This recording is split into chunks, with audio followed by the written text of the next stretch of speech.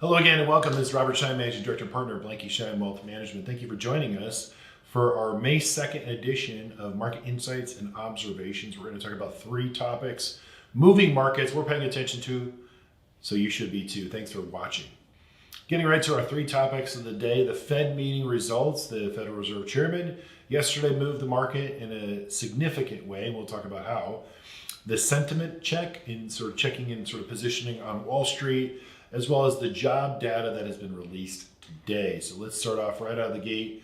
Federal Reserve Chairman didn't disappoint. He basically said, yes, they are aware that there is inflation out there. It's not anchored, which means long term, they still believe that even though the hot flashes that we're seeing or the stubborn inflation reads that we're feeling are going to take some time. So there's that lag effect. They didn't say the word, but the lag effect of that coming down. They're confident it'll come down closer to their 2% target. And as soon as they see sort of more significant progress, that's when they will be more accommodative or willing to be less restrictive in their current policy. Their stance right now is restrictive, as they have stated, and they also have stated or taken off the table the fact that they don't see or foresee any data that's going to push them to raise rates in the future. And that's when the market's sort of taking off, because most recent weeks, the data that has been coming out, which is hot inflation data, has then sort of begged the question, gosh, we've gone from 6 potential rate cuts this year to none to, oh no, are we going to get a rate hike?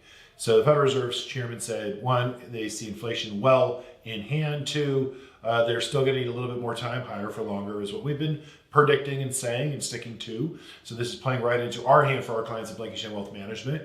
And number three, the rate hikes are off the table until further notice. Again, the take-home point is they're all very data dependent, as the economy is. Now, if we look at corporate earnings, they're coming in better than expected, and that's what's sort of giving sort of a bid to the market, even though April was one of a very difficult month in terms of the markets. But let's take April sort of into perspective as it relates to markets pulling back anywhere under 4 to 6%, depending on what indices you're paying attention to. The reason why I say that is if you take the 6 months prior to, you've got about 20% return. So for the fact that market goes up about 25%, comes back a little bit, 4 or 5%, and takes a breather, consolidates, waits for more Fed speak and sort of understanding what the Fed's going to do, as well as data coming in. Earnings are still strong. That's healthy. It's a healthy market. Markets are still growing. The economy is still growing. To that point, we're seeing the economic data and jobs. Jobs are continuing to be added, but in a different way. What's interesting to see is that we have more part-time openings or requests than sort of full-time. So full-time's coming down, part-time is ramping up. That just means, Rob, what does that mean? That means that everyone is adding a side hustle, or companies are looking for people for part-time. So either which way, we know that our kitchen table economics are costing more. Therefore, even for that, let's say that coffee, we're gonna sort of pull back, and then also, insurance and home insurance and car insurance are going up. So we might have to add on an extra job just to keep up and maintain our same level of sort of affordability. So the pressures are still there clearly in the economy. Again, if you look at the big coffee maker that reported yesterday, sales are down significantly, not just because of China, but here in the United States. That says that the consumer is still very sensitive to these higher prices. And there's really the playbook that the consumers are going to take it until they won't. Earnings are going to fall in some of these high-end retailers as a result, as the consumer demand changes. The underlying, the industrials, the materials, and sort of pharmaceuticals or medical makers, some of the parts of the economy are still driving and firing on all cylinders. So the economy is sort of rolling.